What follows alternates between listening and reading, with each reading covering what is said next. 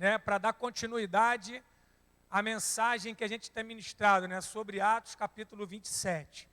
Mas o Espírito Santo mudou tudo, amado. Eu estava meditando, né, porque mudou assim, pastor, o senhor de repente vai pregar uma palavra diferente. Não, eu estava meditando numa outra mensagem, né, e no decorrer do culto aqui o Espírito Santo foi confirmando isso no meu coração. E eu queria ministrar para você nessa noite, para mim, essa palavra que está no segundo livro de Crônicas, eu dei até referência ali errada, né? Segundo livro de Crônicas, tá, Marcos Felipe? Segundo livro de Crônicas, capítulo 29. Queria que você abrisse aí. Você que está em casa também nos acompanhe, né? Eu creio que aí o pessoal da mídia consegue, né, passar para você que está em casa também o texto, né, que nós vamos ler. Eu quero ler então o segundo livro de Crônicas, capítulo 29. Minha versão, eu vou ler aqui para não ficar diferente, porque a minha versão é a nova versão internacional. Vamos ver aqui na Almeida atualizada. Diz assim: Ezequias começou a reinar quando tinha 25 anos e reinou 29 anos em Jerusalém. E o nome da sua mãe era Abia, filha de Zacarias. Vai. Ele fez o que era reto aos olhos do Senhor. Isso aqui, amado, é uma coisa muito interessante, né? Quando a gente lê a palavra do Senhor e vê uma expressão dessa, é para a gente poder até parar a leitura e mencionar e frisar isso, né? Ezequias começou a reinar com 25 anos, era um jovem, né? Era um jovem. De repente tem gente que acha que depois de uma determinada idade, né, de maturidade, é que ainda vai, né, fazer o que é bom. Mas você vê um jovem já fazendo o que era reto aos olhos do Senhor, conforme tudo o que fizera Davi, o seu pai. Vamos parar um pouco aqui, depois eu quero continuar. Eu quero declarar que você vai ouvir, vai entender e vai praticar a palavra do Senhor. Você pode dizer amém? Eu quero só chamar a atenção aqui antes da gente continuar a leitura. Primeira coisa que a Bíblia fala, né, quando Ezequias começa a reinar, a Bíblia fala que ele fez o que era reto aos olhos do Senhor. Né? Isso, amado, é uma referência, né, para nós. Alguém que é jovem, mas já tinha um coração, né, de fazer o que era certo, o que era reto diante do Senhor. Quantas pessoas estão tendo essa oportunidade?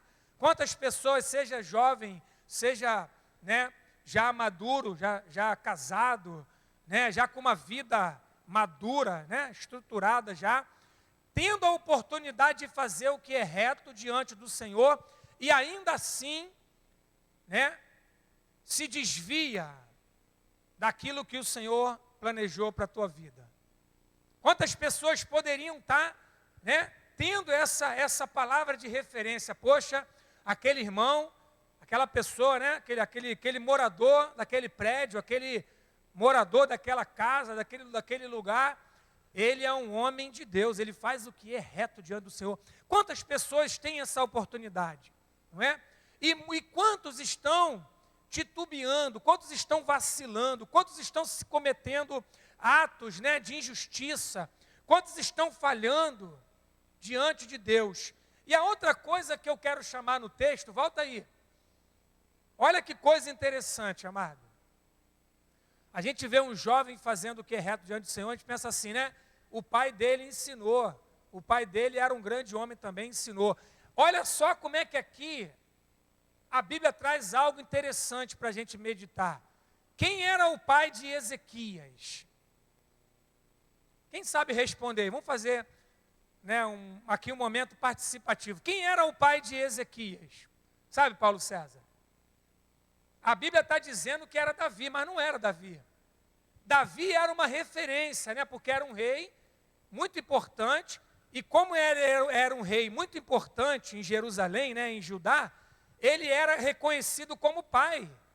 Ele era como Davi, a casa do meu pai, né? Alguém que ele vinha, né, ali trazendo como referência paterna. Mas o pai de Ezequias não era Davi. era Acais. E se você for ler a história de Acais, a Bíblia fala que Acais fez o que era mal perante o Senhor. O pai de Ezequias não deu para ele um bom exemplo. O pai de Ezequias não foi... você pode ver que no versículo 1 fala da mãe, mas no versículo 2 refere-se a Davi como pai, porque Davi é referência. Irmão, eu quero que você já comece com essa palavra, você comece a entender alguma coisa. Nós precisamos voltar a ser referência. Eu quero declarar de início isso para você. Nós precisamos resgatar as referências da nossa vida. Nós precisamos voltar a ser referência para aquelas pessoas que estão perdidas ali fora. Sabe por que muitas vezes as pessoas não querem ser crente, não querem ser cristão, não querem estar nas igrejas? Por causa de muitos homens que têm oportunidade de fazer o que é certo e ainda dão mau testemunho. O rei Davi deixou, até hoje, deixou um legado. Quando você fala no nome de Davi, ele é reconhecido como um homem segundo o coração de Deus, um homem que é referência, um homem que fez o que era bom perante o Senhor. Mesmo quando ele errava, ele se consertava com o Senhor, ele trazia a restauração. E eu quero trazer alguns pontos desse capítulo para você, muito importante para a minha vida e para a tua vida. Você vai ver o que Ezequias faz nesse texto aqui, amado. Deus está me preparando, através dessa pregação de hoje, Deus está me preparando para um outro momento que eu vou viver. Eu fui convidado para uma vigília. Eu vou pregar numa vigília. Numa igreja que para mim já é uma referência. De um pastor que para mim já é uma referência. E eu tive a honra de ser convidado a participar, Eu vou apenas dar uma colaboração, porque eu creio que quem vai fazer lá o que tem que ser feito é o Espírito Santo de Deus, amém? Você pode aplaudir ao Senhor por isso, amado? Você pode aplaudir ao Senhor? Quando alguém olha para você, irmão, eu quero que você reflita desde já. Quando alguém olha para você, o que ele percebe na tua vida? Você tem sido uma referência. Pastor, isso aí é pesado, hein? Eu não estou julgando ninguém, não estou me julgando, não estou julgando você. Eu quero que você, junto comigo, reflita. Nós precisamos voltar a ser referência. Referência, amado, é alguém que quando alguém olha assim, e se ela está fazendo algo que não está certo, quando ela olha para você, você é referência, não quer dizer que você seja perfeito, mas você, como você é referência, você é um imitador de Cristo. Aquela pessoa olha para você e fala, meu Deus, eu preciso corrigir a minha rota, porque olha lá, olha o Felipe, que homem de Deus, eu quero ser igual a ele. Nós precisamos ser referências nesse lugar. Eu não estou dizendo que não somos, mas nós precisamos ser, nós precisamos fazer uma autorreflexão. Ezequias começou a reinar com 25 anos, volta aí o texto agora, versículo 3. E quando ele olha para o cenário que foi deixado pelo seu pai, Ezequias, ele toma uma atitude que chama a nossa atenção. Vamos lá. No primeiro ano do seu reinado, no primeiro mês, abriu as portas da casa do Senhor e as reparou. Primeira coisa que o Espírito Santo mandou dizer para mim e para você nessa noite, amado. Nós precisamos restaurar o altar. Nós precisamos restaurar, o altar não, o templo. Nós precisamos começar uma restauração do templo.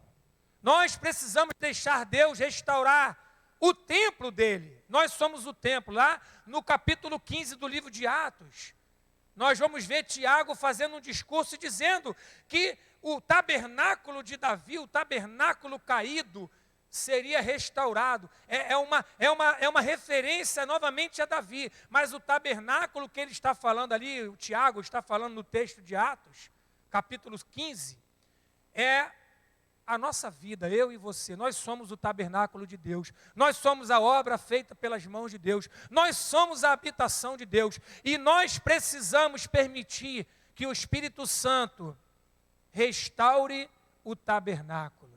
Quantos entendem? Digam amém. Aqui está uma referência para aquilo que eu acabei de falar. No primeiro ano do seu reinado, no primeiro mês, o rei Ezequias resolveu restaurar o templo. Meu Deus, que coisa tremenda isso. Por quê? Porque o rei Acaz deixou, os inimigos tomaram tudo ali, destruíram tudo, levaram os utensílios do templo e deixaram o templo sem nada. E o que o rei Acaz fez? Fechou o templo. O templo estava fechado. E se o templo está fechado, o sacrifício a Deus não é feito. Se o templo está fechado, a adoração de Deus, ela também não é feita. Você percebe, irmão, o que o rei Ezequias está começando em Jerusalém? Ele está começando a restaurar a vida espiritual do povo de Deus. Eu quero profetizar nessa noite que você e eu, nós estamos começando uma restauração na nossa vida, uma restauração, um compromisso com Deus, de deixar Deus restaurar o templo que é feito pelas próprias mãos de Deus. Você pode dar glória a Deus? Você pode aplaudir ao Senhor? Aleluia! O rei Ezequias começou uma restauração. Vamos seguir. Versículo 4. Fez vir os sacerdotes e os levitas, e ajuntando-os na praça oriental, disse-lhes: ouvi, ó levitas, santificai-vos agora, e santificai a casa do Senhor, Deus dos vossos pais, e tirai do santo lugar a imundícia. Que palavra, amado. O rei Ezequias está olhando para casa, aonde Deus é adorado. Deus está sendo ali, ali adorado naquele templo, no templo do seu pai. Mas o seu pai deixou a desejar. Ele poderia fazer o que era certo, mas ele deixou a casa de Deus fechada. Ele permitiu, deixou ali entrar um monte de imundícia. Os sacerdotes, os levitas já não cuidavam da casa de Deus da mesma maneira, deixou tudo fechado, deixou a adoração esquecida. As pessoas estavam perdendo a vontade de conduzir a adoração, porque os levitas eram condutores da adoração. Irmãos, preste atenção, eu não estou fazendo aqui uma comparação com aquilo que aconteceu com aquilo que está acontecendo com a gente. Eu quero trazer para você uma palavra revelada ao teu coração. Aquilo que Deus falou ao meu coração, fala ao teu coração também. A restauração, ela precisa começar necessariamente com aqueles que estão à frente da obra. Então, para que você fique tranquilo, o pastor está pregando para mim. Não, eu estou pregando para mim nessa noite. O rei chama os sacerdotes e os levitas, eram os líderes daquele povo, eram os condutores da adoração, eram aqueles que conduziam o sacrifício e aqueles que conduziam o louvor. Meu irmão, você que é líder, eu que sou líder, a restauração começa através da nossa vida. Se nós nos comprometermos, o povo vai começar a se comprometer. Se nós começarmos a nos santificar, o povo vai começar a se santificar. Se nós começarmos a trazer ofertas para o Senhor, o povo vai começar a trazer oferta para o Senhor. Se nós começarmos a adorar, o povo começa a adorar. Líderes, se levantem nessa noite com um compromisso. Não estou te dizendo uma obrigação, mas um compromisso seu com Deus. Deus está querendo começar uma restauração hoje, na tua vida, na minha vida. Os líderes são os primeiros a mostrar o caminho. Por que Davi era referência, amado? Porque quando ele ia para a batalha, ele não mandava ninguém na frente da batalha. Com exceção daquele episódio, né, que Davi pecou, no segundo livro de Samuel, capítulo 11. Davi, quando ia para a guerra, ele ia na frente da batalha. Sabe por quê? Porque ele era o rei. Ele era o general, um tempo atrás. E depois ele era o rei. Quando ele ia para a guerra, a primeira coisa que ele fazia, ele era buscar o coração de Deus. Até quando ele estava em Ziclag, que a cidade foi queimada, e ele estava guerreando na terra dos filisteus, quando o povo que destruiu a cidade fugiu, Davi foi consultar o Senhor, Davi foi se santificar perante o Senhor para dizer: Senhor, vou atrás deles ou não vou? Os líderes do Senhor, amado, precisam assumir o compromisso. E essa noite é a noite que Deus está te dando a oportunidade de assumir um compromisso, de começar uma restauração, primeiro na tua vida. Não adianta a gente querer restaurar a vida de ninguém, irmão, se a gente não começar essa restauração pela nossa vida. As nossas palavras podem até convencer. Estou citando aqui o nosso apóstolo, mas os nossos exemplos arrastam. Quando você fala para alguém, tendo vida de Deus, você tem autoridade. Quando você fala para alguém, apenas querendo que aquela pessoa mude por palavras, talvez essa pessoa não te dê ouvidos. Mas sabe o que o rei faz? A restauração vai começar primeiro pela minha vida. O meu pai pecou, o meu pai errou, deixou os inimigos entrarem no templo, tomarem as coisas do templo, os utensílios do templo foram levados, fecharam as portas do templo. Mas a partir de hoje, hoje é o primeiro dia do primeiro mês, eu vou começar o meu reinado fazendo o que é certo diante do Senhor. Irmão, quero profetizar que hoje seja o primeiro dia do reinado que você vai começar na tua vida, no teu ministério, porque o Senhor é contigo. Quantos creem disso, digam glória a Deus. E aplauda agora bem forte ao Senhor.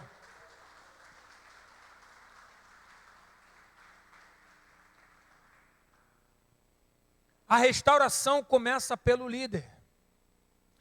No teu grupo familiar, irmão, não adianta você pedir para o povo se santificar, se você primeiro não tiver essa responsabilidade. Líderes se santificam primeiro, líderes mostram o caminho, líderes mostram a direção, líderes mostram pelo exemplo. O rei chama a responsabilidade. Vem cá os sacerdotes, vem cá os levitas. A casa do Senhor está fechada. É como se ele estivesse falando isso. Isso é uma vergonha para nós, porque nós servimos ao Deus vivo, ao Deus dos exércitos. Nós servimos ao Deus Todo-Poderoso. Sabe, irmão, se você ler o capítulo 18 do livro de Isaías, 36, você vai ver o rei Senaqueribe, o rei dos assírios, indo contra o rei Ezequias e dizendo para ele o seguinte: olha, mandou mensageiros, né? Olha, é melhor você vir lutar do meu lado, é melhor você se entregar, porque esse Deus aí que você está falando não vai te fazer nada, né? Você está pensando que você vai conseguir me vencer, eu sou invencível, eu sou imbatível, né? Você está aí, melhor tu falar para o teu povo desistir, né? Porque o povo lá de tal lugar tentou me resistir e foi abatido, o outro povo tal também, os deuses dos outros povos não puderam fazer nada. No capítulo 36 do livro de Isaías, você vai ver o rei Ezequias, amado, dando uma direção para o povo: fiquem calados, não respondam. Sabe por quê? Porque o povo de Deus não se intimida por palavras, o povo de Deus confia no Deus que serve, o povo de Deus vence uma batalha até calado, porque o povo de Deus serve ao Deus verdadeiro. Se você se santificar, se você buscar a presença do Senhor, se você se consagrar a Deus, se você restaurar o templo, se você se apresentar diante do Senhor como alguém que guarda as palavras do Senhor, sabe quem vai poder te resistir, amado? Ninguém. E quem vier falar coisas para você querendo te intimidar, né? Talvez você não precise fazer nada, porque se você ler o texto, você vai ver. O próprio Deus falou para o rei Ezequias através do profeta Isaías: ó, fica tranquilo, porque eu vou mandar uma confusão lá no meio desse povo, e eles vão sair pelo mesmo caminho que eles vieram, eles vão voltar. E a Bíblia fala que aqueles homens, amados, começou uma confusão, começaram lá a ouvir, né, como se fosse o barulho de um outro exército, começou uma confusão, eles se degladiaram, eles acabaram morrendo, um monte de gente lá, do exército que veio contra Israel. E eles acabaram voltando, porque entenderam que aquele Deus ali era o Deus genuíno, era o Deus diferente dos deuses que eles enfrentaram. Por isso que Ezequias está começando uma restauração no templo. Sabe por quê, amado? Porque com o templo restaurado, as ofertas podem ser oferecidas. O coração de Deus é alegrado. A adoração, ela também começa a ser restaurada. Vamos continuar. Volta aí daí de onde parou. Fez vir os sacerdotes levitas juntando a praça oriental. Disse-lhes: ouvi, ó levitas, santificai-vos agora, santificai a casa do Senhor, Deus de vossos pais, e tirai do santo lugar a imundícia. Porque nossos pais se houveram traiçoeiramente, fizeram o que era mal aos olhos do Senhor nosso Deus, deixaram-no e desviando dos seus rostos da habitação do Senhor, voltaram-lhe as costas. Também fecharam as portas do alpendre, apagaram as lâmpadas, e nem queimaram incenso, nem ofereceram holocaustos no santo lugar do Deus, ao Deus de Israel. Tá bom. O que ele está falando ali, amado? Quando se fala de apagar a lâmpada, o Espírito Santo me falou algo tremendo para falar para você. Tem muita gente, preste atenção no que eu vou dizer agora, tem muita gente que quando você fala assim: amado, sinta a presença do Senhor nesse lugar, comece a falar em línguas, comece a adorar ao Senhor. Tem muita gente, amado, que já está com a lâmpada apagada há muito tempo. Aquela lâmpada que ele está se referindo, as velas do castiçal, representava o Espírito Santo de Deus. Aquelas, se você for estudar na história, né, de Israel, você vai ver que aquele candelabro, ele não poderia ficar apagado em momento algum, ele tinha que ficar aceso continuamente. Isso aponta para a presença constante de Deus na nossa vida, a presença constante da influência do Espírito Santo, já apontava para nós. E hoje, quando Jesus morreu e ressuscitou, e ele, né, foi aos céus, ele disse que, né, eu vou para o Pai, mas eu enviarei outro Consolador, que estará com vocês, que guiará vocês, que, né, aconselhará vocês, que dará instrução. Paulo vai dizer que o Espírito Santo intercede por nós, até por gemidos inexprimíveis. Irmão, você tem que ter consciência disso nessa noite, né? Que o Espírito Santo possa traduzir o teu coração. Você precisa ser um homem cheio do Espírito Santo. O Espírito Santo habita naquele que crê em Jesus, que entregou sua vida para Jesus. Há uma habitação de Deus na tua vida. E essa lâmpada não pode se apagar. Você é uma lâmpada acesa de Deus. A presença do Espírito Santo na tua vida tem que ser constante. Pastor, por que a gente muitas vezes está apagado, irmão? Sabe por quê? Porque a gente está se prendendo nas coisas desse mundo, porque a gente está se envolvendo com coisas imundas desse mundo, que a gente está tá deixando de se santificar para o Senhor. E aí, amado, o apóstolo vai dizer mais uma vez: não entristeçais o Espírito Santo de Deus. Toda vez que você está querendo fazer algo por conta própria, você está se afastando daquilo que Deus tem de propósito na tua vida. É como se você estivesse entristecendo ali, e o Espírito Santo, sabe, ele está ali torcendo para que você pudesse, né, sentir a presença dele de novo, para que você se acendesse ali com ele, para que você pudesse contagiar outros irmãos. Ser o fogo de Deus nesse lugar. aí a gente fica se metendo em um monte de coisa, intriga, contenda. Paulo escreve cartas para as igrejas para tratar de problemas. Sabe por quê? Paulo está dizendo, irmãos, vocês receberam o Espírito Santo. Como vocês podem ser carnais?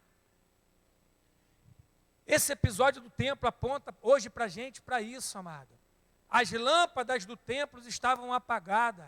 A presença de Deus já não era mais sentida pelo povo. O povo se esqueceu de Deus. Nessa noite eu quero lembrar isso, eu quero lembrar que você pode ser uma referência. Você é um homem cheio do Espírito Santo. Hoje você tem essa vantagem, irmão. Usa isso em teu favor. Busca a presença do Senhor, busca a revelação na palavra. Seja fogo aqui nesse lugar.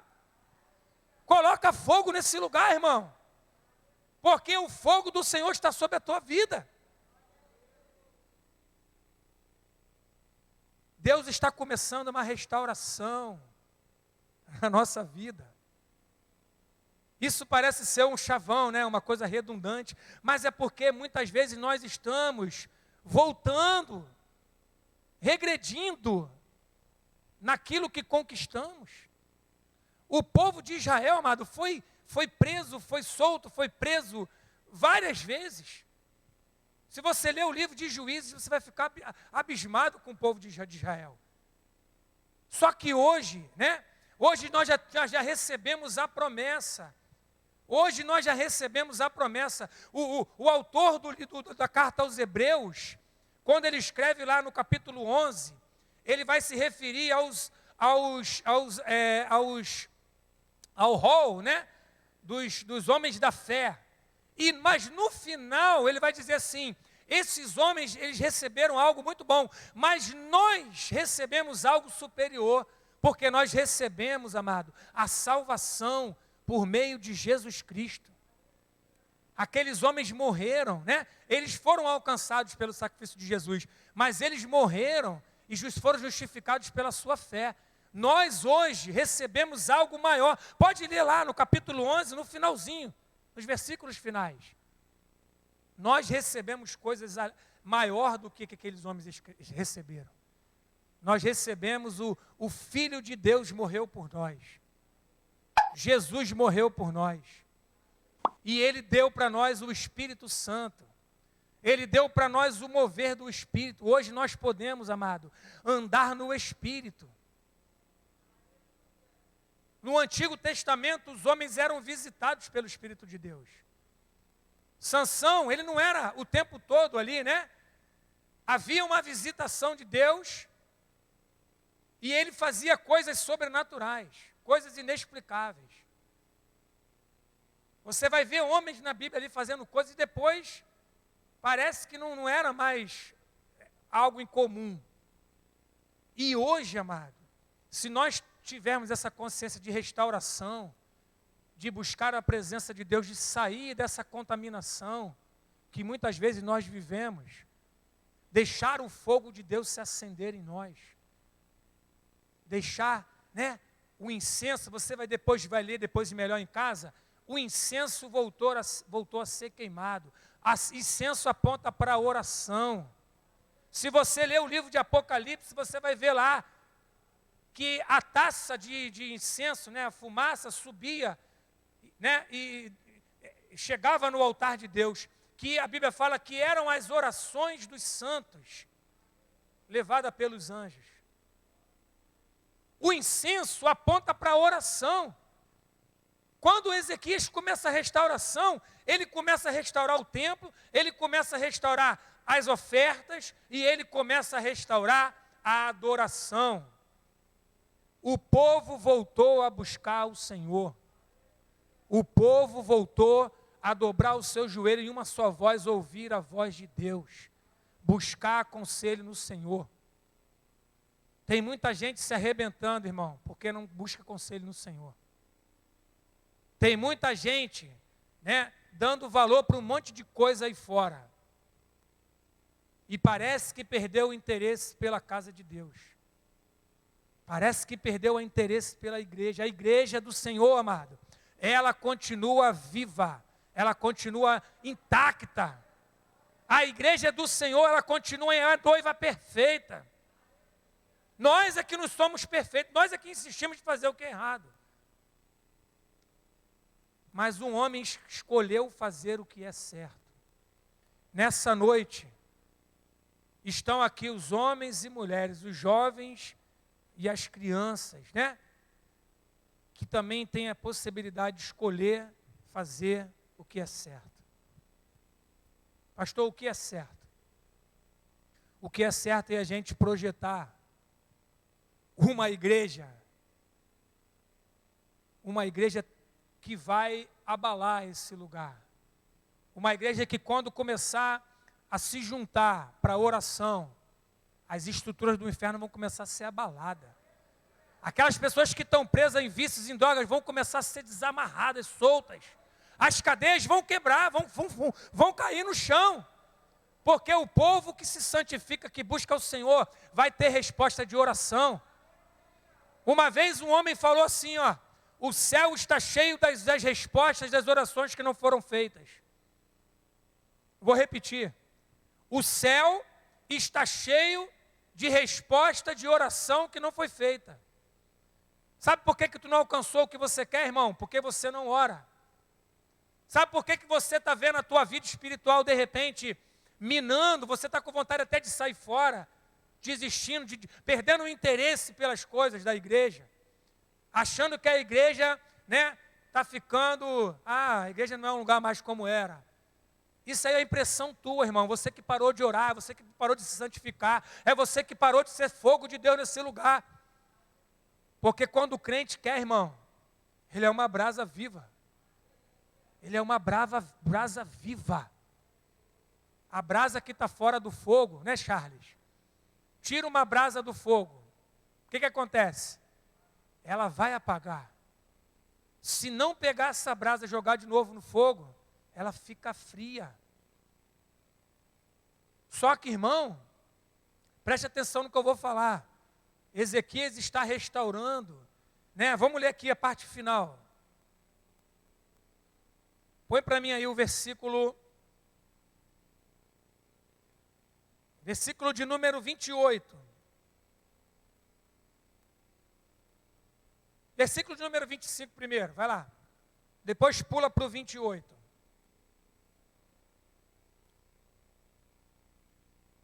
Vai? Travou? Versículo de número 25. O rei posicionou os levitas no templo do Senhor com símbolos, liras e harpas, segundo a prescrição de Davi, de Gade, vidente do rei, e do profeta Natã, pessoas que estavam antes do tempo de rei Ezequias. Amém, amados? Eles fizeram como era a referência. Como se fosse assim, isso que está acontecendo hoje, esse esquecimento, esse templo fechado, a adoração que está sendo feita a Deus, não é dessa forma que nós aprendemos. Nós precisamos voltar a ser referência. Eu insisto em falar isso nessa noite. O Espírito Santo está falando no meu coração muito forte isso. Nós precisamos voltar a fazer como era. O fogo precisa acender e permanecer aceso. Ele não pode apagar, irmão. Ah, pastor, mas tem hora que a gente passa por dificuldade, tem hora que a gente passa pela luta, tem hora que dá vontade de, sei lá, até socar o meu irmão. Irmão, a vontade dá e passa. A situação problemática vem e acaba. Mas Deus permanece o mesmo. Ele continua sendo digno de ser adorado. Ele continua sendo o Deus Todo-Poderoso, aquele que você precisa prestar culto. Na verdade, irmão, vou falar uma coisa aqui que parece algo incompreensível para alguns. Deus não precisa da minha adoração para ser Deus. Mas eu preciso adorar a Deus para que eu seja purificado, para que eu possa ser restaurado dos meus pecados, para que eu preciso adorar Jesus, eu preciso reconhecer que Jesus é meu Salvador. Deus não precisa que você o adore, porque Ele já é adorado por anjos. Você vai adorar Ele por tua necessidade. Ele é digno de adoração. Tem gente que não compreende isso. Mas ele não depende da nossa adoração. Você entende isso, amado? Pastor, o que eu faço então? Eu adoro porque eu necessito de adorar a Deus. A adoração na minha vida é uma necessidade. Eu preciso demonstrar o meu amor para o meu Deus. E olha o que o rei faz. Segundo a prescrição de Davi, do profeta Natã, isso foi ordenado pelo Senhor, por meio de seus profetas. Assim os levitas ficaram em pé, preparados com os instrumentos de Davi, e os sacerdotes com as cornetas. Então Ezequias ordenou que sacrificasse o holocausto sobre o altar. Iniciado o sacrifício, começou também o canto ao Senhor, ao som das cornetas e dos instrumentos de Davi, rei de Israel. Toda a assembleia prostrou-se em adoração, enquanto os músicos cantavam e os corneteiros tocavam, até que terminou o holocausto. Então o rei e todos os presentes se ajoelharam-se e adoraram. Se você ler o capítulo 4 de Apocalipse, você vai ver, irmão, que os 4 seres viventes começaram a adorar o Deus Todo-Poderoso, se prostraram diante do trono de Deus. E os 24 anciãos deixaram as suas coroas, dedicaram as suas coroas diante do altar do Senhor. Né? Porque diante do Senhor ninguém tem coroa. E aí, os anjos que estavam no céu começaram a adorar também a Deus. E os santos vindo de toda parte, de toda tribo, língua, raça e nação, também se ajoelharam e começaram a adorar aquele que é digno de toda honra, de todo louvor e de toda adoração. Você entende, irmão, que quando a gente toma uma atitude, quando a gente começa a cantar, quando a gente começa a adorar o Senhor, quando a gente começa a sacrificar o Senhor, oferecer ofertas ao Senhor, a gente começa a contagiar a vida de outros. Eu quero profetizar nessa noite que a adoração vai começar por você, mas ela não vai parar em você. A adoração vai começar em você e vai contagiar o irmão que está do teu lado. O fogo de Deus vem sobre a tua vida para que você possa ser uma brasa viva no altar, para que você possa saltar de alegria, para que você possa jubilar diante do Senhor. Sabe por quê? Quando aquele rei começou a restauração, isso alegrou o coração de Deus, e o povo todo ficou num ambiente, amado, de júbilo, de adoração. As pessoas começaram a se ajoelhar aonde estavam. Não importa se você, irmão, está muito arrumado, se você está cansado. Quando começar a adoração, quando começar a verdadeira adoração ao Senhor, você não vai se conter. Eu quero declarar isso sobre a tua vida, irmão. Fica de pé nessa noite. Vem cá o Ministério de Música.